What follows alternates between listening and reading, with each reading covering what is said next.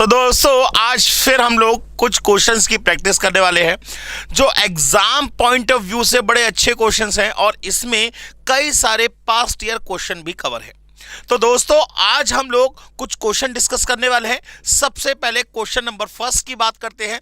Question कह रहा है a class consist of 48 male students and 23 female student. ठीक है साहब, find the ratio of the female students to the total strength of the class.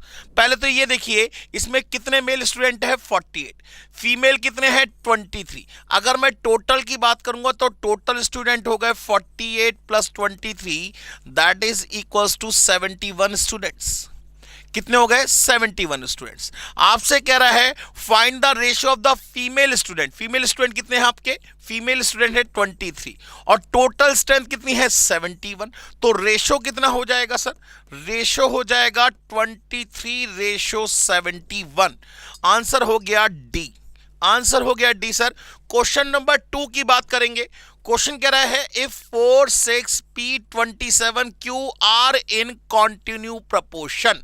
माने यहां पे 5 क्वांटिटी दे रखी है और आपसे P और Q की वैल्यू पूछेगा और क्या पूछ सकता है। बेटा जी एक बात बताइए कि A, B, C अगर 3 क्वांटिटी कॉन्टिन्यू प्रपोर्शन में है, अगर मैं इसे रब कर दूं 3 क्वांटिटी कॉन्टिन्यू प्रपोर्शन में कब होती है बेटा जी, ये तब होती हैं जब A/B is equal to B/C होता है।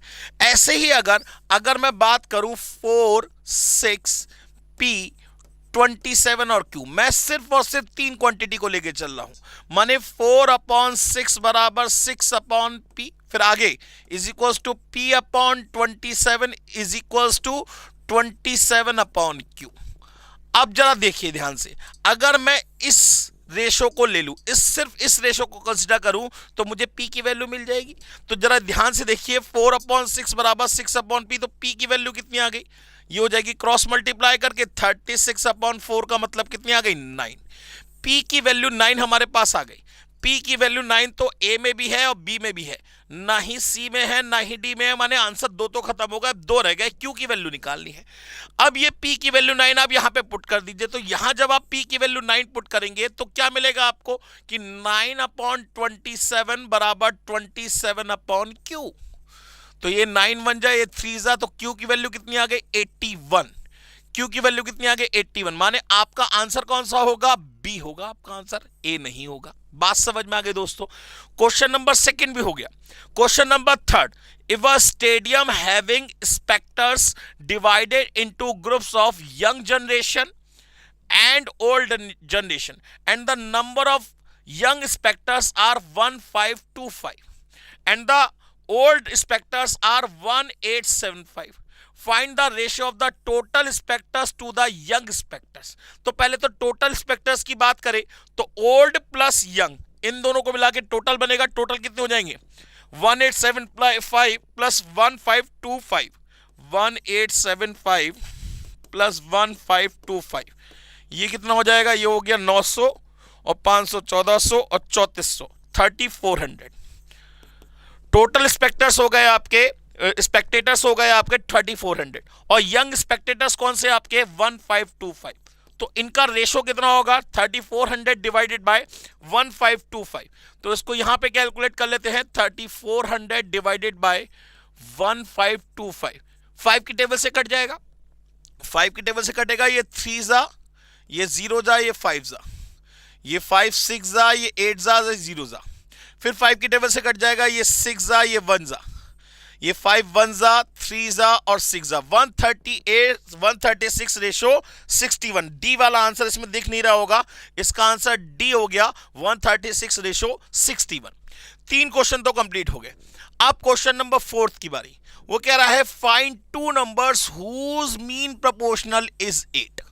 आपको 2 नंबर पता करने हैं जिसका मीन प्रोपोर्शनल क्या दे रखा है, आपको 8 दे रखा है। And the last number is square of the second number, और जो लास्ट नंबर है वो सेकंड नंबर का स्क्वायर है। अब जरा ध्यान से देखिए, यहां पे आपको 2 नंबर्स दे रखे हैं, यहां आपको 2 नंबर्स दे रखे हैं और 2 ही नंबर्स पूछे।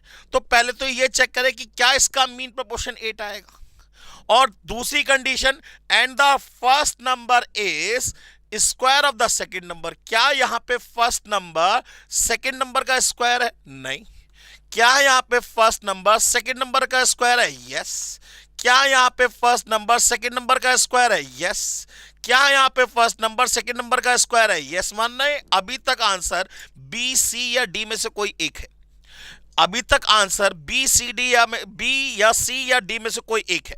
अब हमें पता करना है, तो पहली कंडीशन भी हमें सेटिस्फाई करनी पड़ेगी। अभी तो हमने सेकंड कंडीशन को देखा है। अब पहली कंडीशन क्या है कि मीन प्रोपोर्शन 8 होना चाहिए। तो अगर मैं इसका मीन प्रोपोर्शन 8 पता करूं तो 4 upon X is equal to X upon 2, तो X square is equal to 8, तो एक्स इज इक्वल टू कितना आ गया? Under root of 8। ये तो नहीं है, 8 होना चाहिए। आंसर बी खत्म हो चुका। अब इसकी बात करते हैं, तो 16 अपॉन एक्स बराबर एक्स अपॉन 4, तो x बराबर कितना आ गया? 8 आ गया, क्योंकि एक्स स्क्वायर बराबर 64, तो x बराबर 8। हाँ, मीन प्रोपोर्शन 8 ही चाहिए, तो आंसर कौन सा होगा? सी। डी वाला आंसर नहीं होगा। डी वाला आंसर आपका नहीं होगा, चाहे आप चेक करके देख लीजिए कि 64 अपॉन एक्स बराबर x अपॉन 8, तो एक्स स्क्वायर बराबर कितना आ जाएगा? 252। एक्स स्क्वायर बराबर कितना, सॉरी 8 6 48, 512, तो x की वैल्यू कितनी आ जाएगी? Under root of 512। ठीक है ना? तो ये भी नहीं है, तो आंसर क्या होगा इसका? सी होगा। बात समझ में आ गई? हर क्वेश्चन को पूरी तरीके से सॉल्व करने की जरूरत नहीं है, कहीं कहीं क्वेश्चन को आप ऑप्शन से भी सॉल्व कर सकते हैं। तो दोस्तों, अब क्वेश्चन नंबर 5 की बात करते हैं।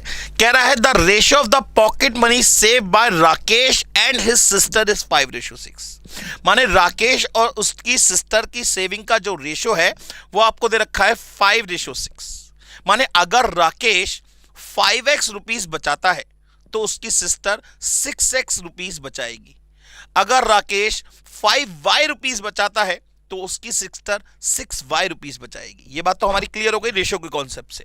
वो कह रहा है if the sister save ₹60 more, अगर उसकी सिस्टर 60 रुपए ज्यादा सेव करती है, then how much more the brother should save in order to keep the ratio of their saving unchange. माने तब राकेश कितने पैसे एक्स्ट्रा और सेव करे जिससे जो रेशियो है वो 5:6 ही रहे।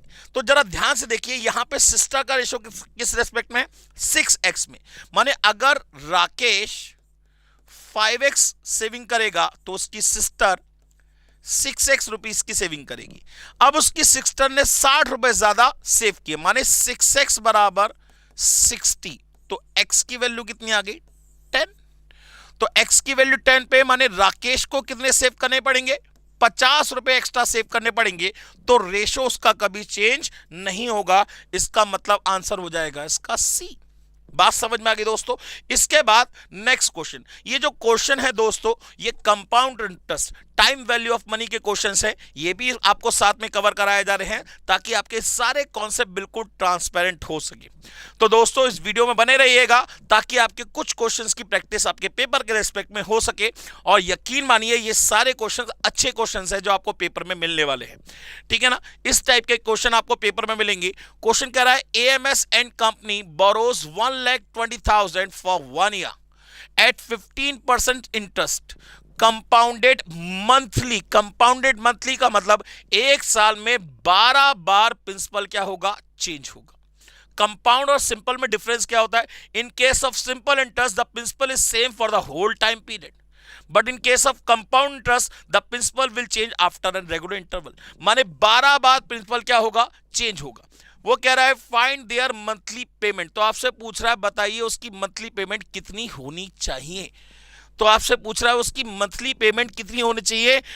AMS and company borrows 1,20,000 for 1 year at 15% annual interest compounded monthly. Find their monthly payment. माने ये क्वेश्चन एक एन्युटी का क्वेश्चन हुआ। मंथली पेमेंट करना है, टोटल पेमेंट नहीं करना है, मंथली पेमेंट करना है। माने इसमें लगेगा प्रेजेंट वैल्यू ऑफ एन्युटी। अब प्रेजेंट वैल्यू ऑफ एन्युटी कितना हुआ? 1,20,000। प्रेजेंट वैल्यू ऑफ एन्युटी कितना हुआ? 1,20,000। एन्युटी की वैल्यू हमें पता नहीं। इसमें क्या आता है? A sub n at the rate of I। Time period कितना है? 1 साल। 1 साल का मतलब हो गया 12 महीने। At the rate of interest कितना हो जाएगा 15/1200। रेट को हम क्या करेंगे टाइम से बाई मंथ से डिवाइड कर देंगे। एक साल में कितने महीने होते हैं 12, तो डिवाइड बाय 1200 कर दिया। अब हम इसमें वैल्यू कैलकुलेट करेंगे दोस्तों। तो सबसे पहले a सब 12 at the rate of point, यहां पे देख लेते हैं 15 डिवाइडेड बाय 1200 कितना आया 0.0125। ये वैल्यू निकालनी है। अब इसकी वैल्यू क्या होगी, ये होगी 1 माइनस 1.0125 की होल पावर 12 माइनस 12 अपॉन 0.0125। पहले ये वैल्यू कैलकुलेट करेंगे। अब इसकी वैल्यू पावर -12 निकालनी है आपको। कितनी निकालनी है -12। -12 निकालने का मतलब इसे क्या करेंगे 1 डिवाइडेड बाय लिखेंगे, तो 1 डिवाइडेड बाय 1.0125 ये वैल्यू निकल गया। इसकी पावर 12 निकाल ले इंटू 2 3 4 और इंटू 2 3, फिर क्या कर दे -1 डिवाइडेड बाय क्या कर दे 0.0125। तो ये पूरी वैल्यू जो निकल आई आपकी, ये निकल आई 11.0793। ये वैल्यू निकल आई। इसकी मल्टीप्लाई हम क्या करते आर से करते, लेकिन हमें आर की वैल्यू पता करनी, तो हम इसे क्या करेंगे इस 1,20,000 की डिवाइड में ले जाएंगे। ठीक है ना, तो 1,20,000 डिवाइडेड बाय एमआरसी कर दिया और इक्वल्स टू में आ गया तो 10,830। आंसर हो गया इसका बी। इसका आंसर क्या हो गया 10,820, माने आंसर हो गया बी। भाई ये वैल्यू आपको पता लग गई। ये वैल्यू कितनी आ गई, ये वैल्यू आपके निकल आई कितनी 11.0793। ये वैल्यू अगर 1,20,000 के डिवाइड में जाएगी तभी तो आपको एनईटी की वैल्यू पता लग पाएगी। बात समझ में आ गई दोस्तों। इसके बाद question number 7, a certain some of money invested at a certain rate of compound interest and double itself in 8 years. माने एक सम ऑफ मनी है वो 8 साल में डबल हो जाती है कंपाउंड इंटरेस्ट के रेस्पेक्ट में, सिंपल इंटरेस्ट के रेस्पेक्ट में नहीं, कंपाउंड इंटरेस्ट के रेस्पेक्ट में। 1 रुपए के 2 रुपए हो जाते हैं कितने साल में 8 साल में। 1 रुपए के 2 रुपए हो जाएंगे कितने साल में 8 साल में, कंपाउंड इंटरेस्ट के रेस्पेक्ट में। तो 2 रुपए के अगले 8 साल में क्या हो जाएंगे, अगले 8 साल में क्या हो जाएंगे 2 के 4 हो जाएंगे, 2 के फिर डबल हो जाएंगे। भाई कंपाउंड इंटरेस्ट में क्या होगा after regular interval principal change होगा। तो यहां टाइम सेम होता है, सिंपल इंटरेस्ट में क्या होता है इंटरेस्ट सेम होता है। ठीक है ना, फिर 4 रुपए के 8 साल में कितने हो जाएंगे, अगेन आपके क्या हो जाएंगे 8 रुपए हो जाएंगे। फिर 8 रुपए के अगले 8 साल में कितने हो जाएंगे कंपाउंड इंटरेस्ट के रिस्पेक्ट में 16 रुपए हो जाएंगे। यही तो पूछ रहा है इन how many years it will 16 times of itself. तो 1 रुपए के 16 रुपए कितने साल में हो जाएंगे 8 8 16 8 24 और 8 32 32 साल लगेंगे। D is the answer. इसमें आपको कोई भी फॉर्मूला लगाने की जरूरत नहीं है। बात समझ में आ गई दोस्तों। Next question, question number 8, find the value of A की वैल्यू फाइंड करनी है आपको। ये रिलेशनशिप दे रखी है। सबसे पहले इन दोनों में देखिए कौन सी वैल्यू बड़ी है। इन दोनों में ये a + 1 फैक्टोरियल बड़ा है, तो a - 2 फैक्टोरियल ऐसे ही रहने दिया, इंटू 24 भी ऐसे रहने दिया। इसको तोड़ लिया हमने a + 1 और छोटा करेंगे, कम करेंगे, एक कम करेंगे तो a, फिर एक कम करेंगे तो क्या आएगा a - 1, फिर एक कम करेंगे तो क्या आएगा a - 2 फैक्टोरियल। तो a - 2 फैक्टोरियल से a - 2 फैक्टोरियल कट गया। अब इस 24 को अब चाहे तो आप वैल्यू पुट करके देख लीजिए, चाहे तो आप वैल्यू पुट करके देख लीजिए, या आपको दिख रहा है कि यहां पे कॉन्जिक्यूटिव फैक्टर्स बन रहे हैं, तो हम इसको क्या लिख सकते हैं 4 × 3 × 2 बराबर a + 1 a और a - 1, माने ये भी कॉन्जिक्यूटिव फैक्टर में, ये भी कॉन्जिक्यूटिव फैक्टर में। तो जरा कंपेयर करिए कि a + 1 की वैल्यू कितनी होगी 4, a की वैल्यू कितनी होगी 3 और a - 1 की वैल्यू कितनी होगी 2। तो a की वैल्यू कितनी आ गई 3, तो आंसर हो गया डी। आंसर हो गया डी। बात समझ में आ गई दोस्तों। Question number 9, what will be the factorial notation for 11 × 10 × 9 × 8 × 7। ये तो बच्चों वाला क्वेश्चन है। हम क्या करेंगे into 6 factorial divide by 6 factorial. तो ये क्या बन जाएगा, ये बन जाएगा 11 factorial divide by 6 factorial. Answer हो गया इसका ए। क्वेश्चन नंबर 10 कह रहा है how many ways can 8 people get vaccinated from 8 vaccinators assuming no vaccinator is ideal. माने 8 लोग हैं और 8 लोगों को वैक्सीन लगानी है, 8 लोग वैक्सीन लगाने वाले हैं और 8 लोगों को वैक्सीन लगनी है। कोई भी बंदा खाली नहीं बैठेगा, माने रिपीटेशन इज नॉट अलाउड। तो पहले पर्सन के लिए कितनी चॉइस, 8, दूसरे के लिए 7, तीसरे के लिए 6, इस टाइप से चलता जाएगा, माने कुल मिला के 8 पर्सन हो गए, A B C D E F G H, ये 8 पर्सन को वैक्सीन लगनी है। और यहां X1 या V1 V2 V3 करके 8 ऑपरेटर है। तो पहले पर्सन के लिए कितनी चॉइस, 8, दूसरे के लिए 7, 6, 5, 4, 3, 2, 8, आंसर कितना आ गया, 8 फैक्टोरियल। 8 फैक्टोरियल का मतलब हो गया 40,320। बात समझ में आ गई दोस्तों। इसके बाद next question, in how many different ways can 4 different cars, one of each of the 4 manufacturer be parked in a parking lane. 4 car है, 4 पार्किंग लेन है, क्या हो जाएगा, सीधे सीधे 4 फैक्टोरियल, आंसर हो गया 24 ways. Question number 12, in how many ways 6 customers stand in a queue for depositing cash in a bank। 6 customer line में लगे हुए, कितने तरीकों से खड़े हो सकते हैं, तो 6 फैक्टोरियल। 6 फैक्टोरियल का मतलब कितना हो गया आंसर, 720। भाई 6 बंदे हैं, उनको खड़े करने के तरीके पूछ रहा है, तो पहले के लिए 6 चॉइस, फिर 5, फिर 4, फिर 3, फिर 2, फिर 1, आंसर आ गया 6 फैक्टोरियल माने 720।